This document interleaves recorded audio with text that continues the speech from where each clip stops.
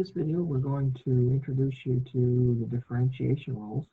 Differentiation rules are shortcuts that allow us to compute derivatives much quicker than using the definition of a derivative. Just to refresh your memory, in our previous video on differentiation, we showed you that a derivative is simply if I have some kind of a function and I want to find the rate of change or the slope at a particular point,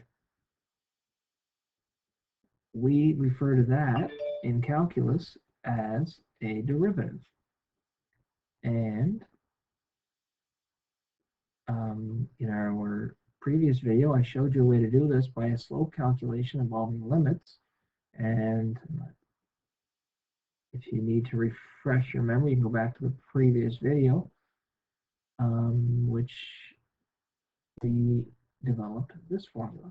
Limit of f at x plus h, subtract f at x as h, divided by h as h goes to 0. And this is the slope of a tangent using what's called the definition, which can be a rather lengthy process to do some derivatives.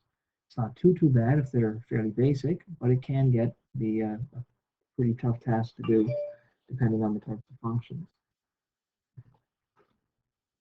So we're going to start with constant functions. Now this is, I don't know if I'd classify this as one of our rules, but we'll just pretty quickly and easily develop this one.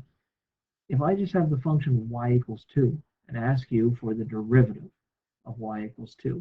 Now refresh your memory, y equals 2, the symbol that we used was y prime equals. That means derivative, or the other symbol, which was Leibniz notation, is dy over dx equals. Both of these are notations that mean derivative. Well, if I just look visually at y equals 2, y equals 2 is a horizontal line that cuts through, let's suppose that was 2. That's a visual of y equals 2. So if I said to you, a derivative is the slope of a tangent anywhere on that particular graph, well, if I took that graph, there's only one tangent I could draw. It would be a line that's right on top of this line. So everywhere on this line, think slope, think back to grade 10, the slope's got to be 0. It's a horizontal line, which tells me that the derivative of a constant is always equal to 0. That's the reason, because a constant on a graph is nothing more than a horizontal line. The definition, I have it down here below. This would be a formal proof where I could use the definition of a derivative. F of x plus h minus f of x. Well, if f of x is just some constant, let's say 10, f at x plus h, well, there is nowhere to replace x with x plus h. It's still 10. So when you go to your formula, it's just some number minus some number, which is 0 over h. It's got to be 0. So that's another way to do derivatives using the visual of a graph.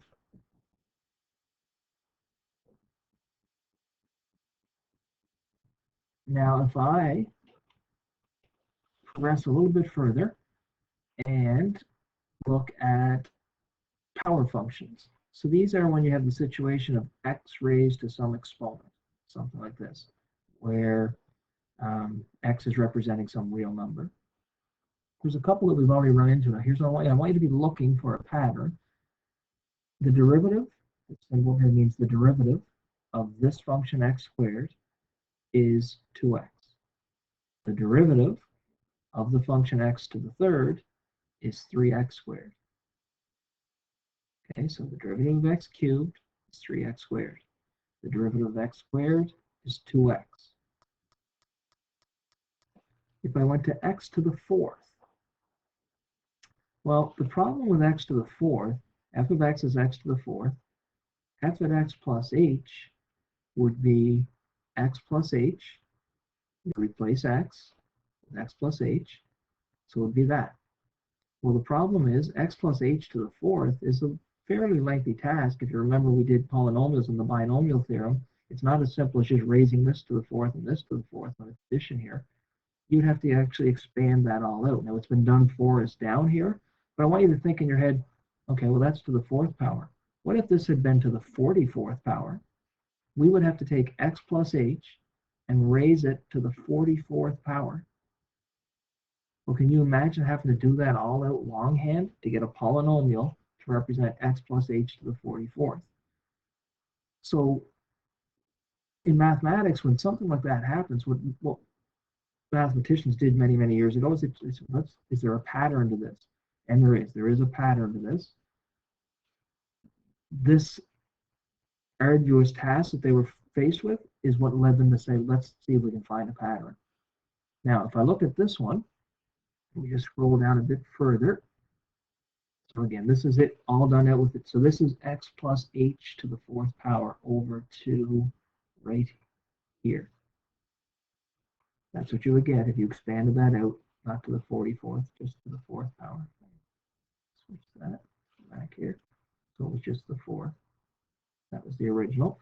So x plus h to the fourth power is all of that, minus the original function, which was that's f of x, all of that over h. Again, this is where our last section was about. As normal, this cross this out, so all the terms that are left had an h in them. You factored out the h, which crossed out the h in the bottom. Then if you make h go to 0, this one's going to become 0, this one's going to become 0, and this one's going to become 0, leaving you with a final answer of 4x to the third. So the derivative, so I'll use the other notation. If y was x to the fourth, the derivative turned out to be 4x to the 3. If the function was x to the third, the derivative turned out to be 3x squared. If the derivative was just x squared, the derivative turned out to be 2x. Typically, at this point, students will look and say, hey, wait a second, I see a pattern. X to the fourth became 4x cubed. That exponent is now there. That exponent's one lower than it used to be. So does that hold up here? Multiplied by 3. Yep. And the exponent is one lower than it used to be. This was a 2. I multiplied by 2. The exponent's one lower than it used to be. So remember I said earlier, oh, could you imagine having to do y equals x to the 44th? This way? No, I couldn't. It'd be a lot of work. Doing it now that I see a pattern, I say, hey, wait a second, I don't need to do all that work. The answer is 44x to the 43. And it is. That is the correct value of the derivative of x to the 44th power. So these rules are going to allow us to differentiate much more complicated functions than we would have using this method. Hence the importance of the differentiation rules. So if I just put it into a bit of a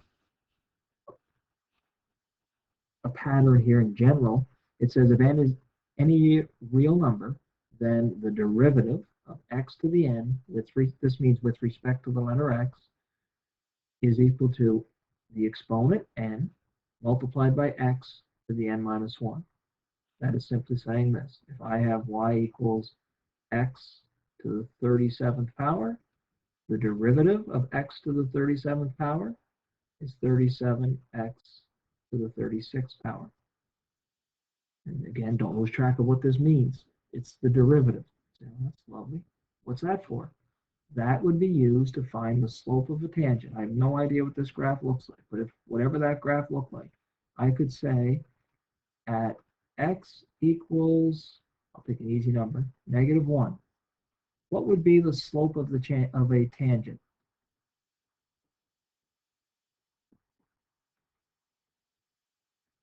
Well, knowing a derivative represents the slope of a tangent, I would just say I could do that. I would just go here and put -1 in for the x, and y prime would be 37, -1 to the 36, a -1 to an even exponent becomes positive times that. That tells me that if I took the graph of y equals x to the 37, I drew a graph, and then I went to x is -1, went up to the graph and drew a tangent line, the tangent line would have a slope of positive 37. That's what derivatives are. The rate of change or the slope of a tangent at that particular value. Now, we kind of lose track of that here for a few videos because we're just going to show you how to figure these things out. And then we'll kind of backtrack and start using them to show you how they have that context of slopes of tangents and rates of change and all that good stuff, and show you how the value in knowing these things. But for the next part of this course, we're just going to demonstrate what these rules actually are. Okay, so I'm going to put them now into kind of names. And so the first one is the one we just did. It's called the power rule. And the power rule says that if you have x to the n, the derivative of it is n multiplied by x to the n minus 1. So let's just quickly do a few down here to make sure you get the drift of this, but I think most of you are okay with it by now. The first one, move these down, a bit of room here. If I have x to the 25th power, according to the rule that we just uncovered, make sure you use the correct notation as f prime of x would be equal to 25x to the 24th. Easy stuff. Derivative here would be negative 5x. Now you got to be careful. You're subtracting 1 from the exponent, so it's going to become negative 6. This is not power rule the way it's written. So you should first notice I'm not calling it f prime. I'm just rewriting f of x so that I have x to an exponent. With your exponent work from the past, you should know that 1 over x to some exponent is take the reciprocal and switch the sign of this, which would tell me then that f prime of x is negative 10x to the negative 11. Radicals are also exponents in disguise, so let's rewrite this. F of x, the 5th root of x to the 7th is the same thing as x to the 7 over 5. Just because your exponent is a fraction doesn't change our process one bit. We still do it the same way. F prime of x is equal to 7/5 x. Now you got to subtract 1, right? Well, the number 1, if you have a fraction, you just need your brain to get programmed to say, if the denominator is 5, that's 1, 5 over 5. If the denominator is 11, subtract 11 over 11. If the denominator is 3, subtract 3 over 3. I'll do a couple more at the bottom here to show you what I mean. So it's 7/5 x to the 7/5 minus 1, which in my head I say, well, instead of 1, it's 5 over 5.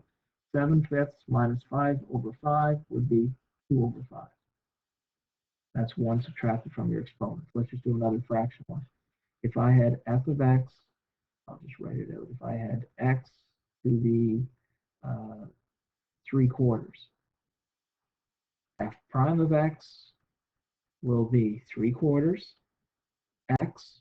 I have to take 1 off. So again, don't write it out, but just in your brain, think, subtract 1, which would be 4 over 4. 3/4 minus 4 over 4 would give me negative 1 over 4. And again, I'll just, but what I'm writing out here is going to happen in your head. 3/4 minus 1, because you always take 1 off the exponent, got us to the new exponent, negative 1 over 4. All right.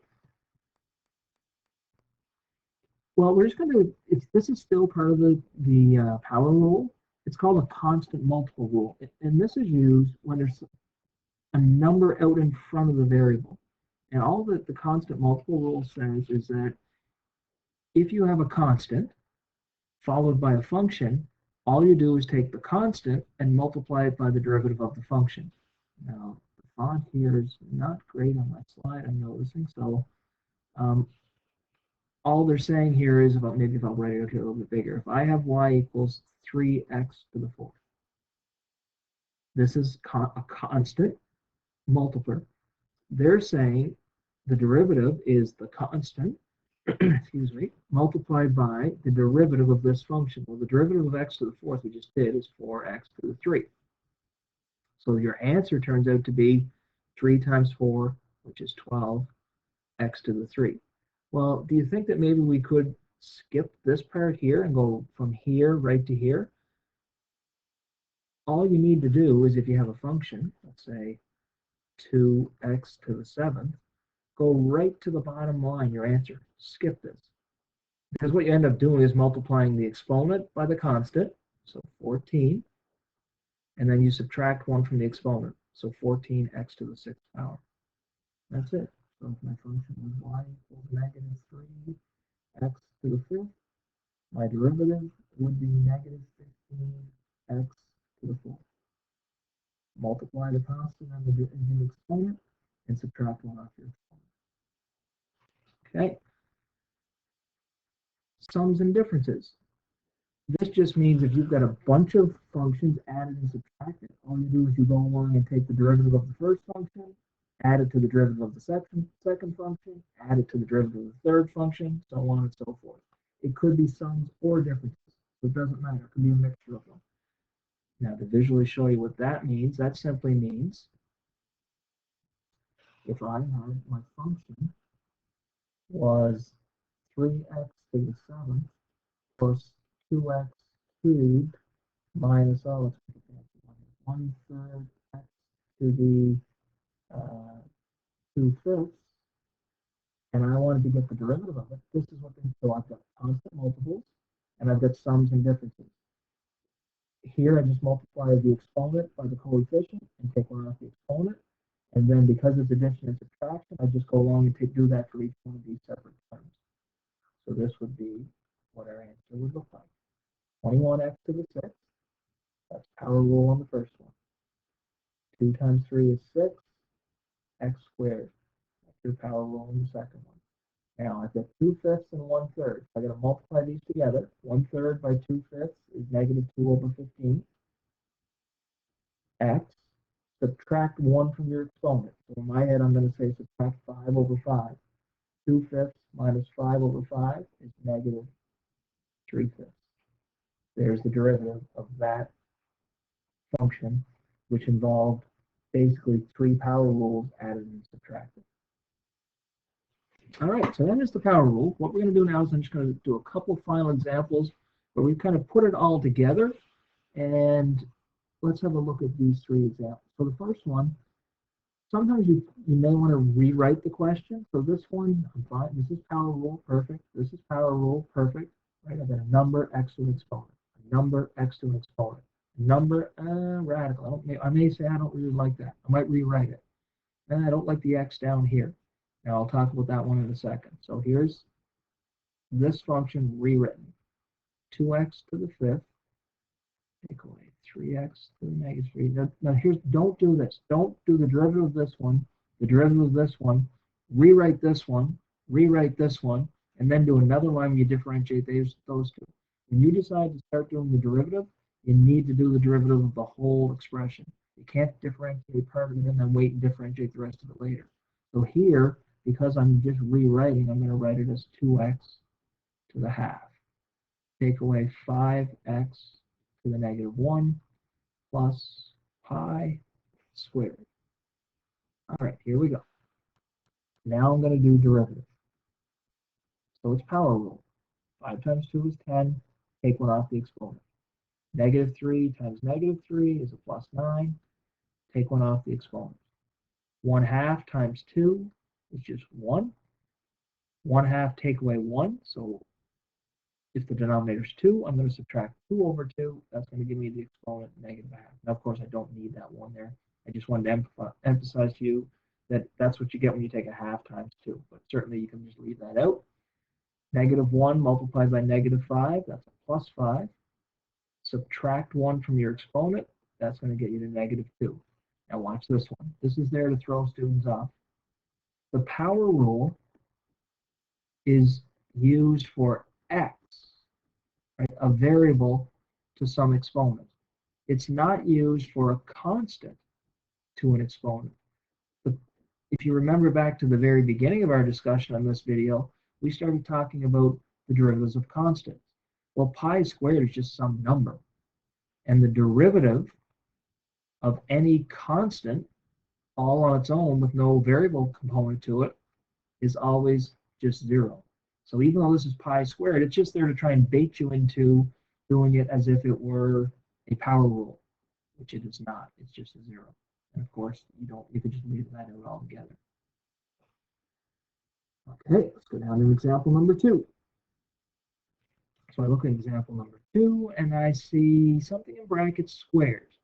Well, that is not the situation I had up here. It's not a series of terms added and subtracted. It is 2 terms subtracted, but then they're in brackets squared. That's not sums and differences. Well, we're going to quickly turn it into sums and differences. We're just going to expand this out. And we're going to learn another way that we can do this later on. So don't say, what if that's a 12? We'll learn a way to do it if it's a 12. We won't expand it out and use power rules. There's another differentiation rule that would deal with that situation. But because it's only squared, we could manage it. Square the first, multiply and double, 20, x to the third, and then square the last one. Well, now you've got sums and differences and constant multiples, and we're off to the races here. The derivative would be 24, right? 4 times 6, take 1 off the exponent. 3 times minus 20, minus 60, subtract 1 from your exponent.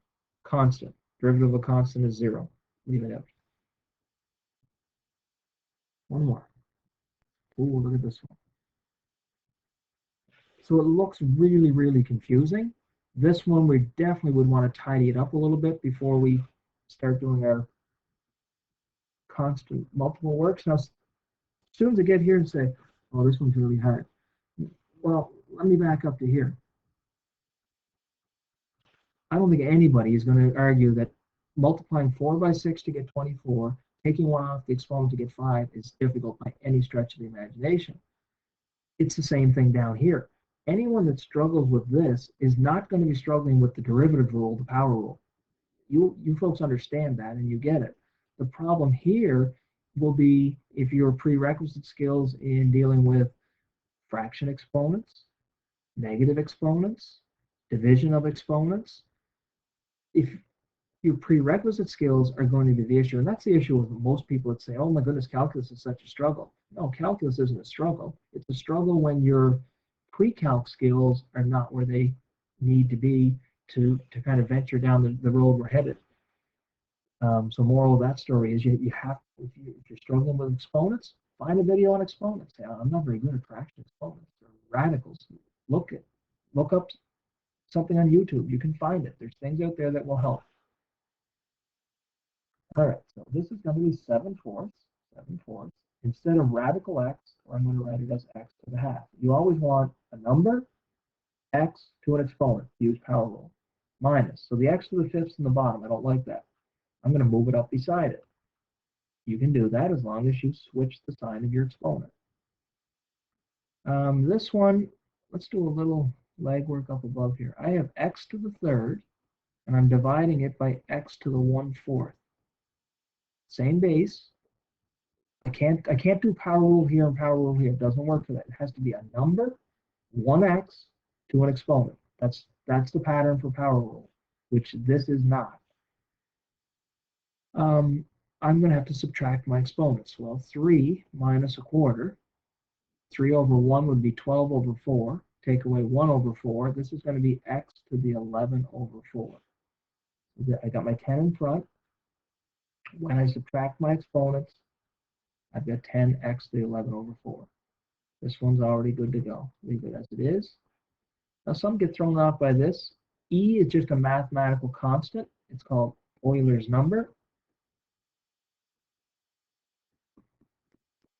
And Euler's number is 2.7. It's just like a constant like pi. We'll learn more, depending on how far we get, but we may eventually learn more about what that is, but it's not a variable, it is a constant. So that's just like having a number to the x. And then I got my plus 9. So again, if you get to here and say, oh my goodness, I don't have a clue what he's doing there. Your issue is not calculus.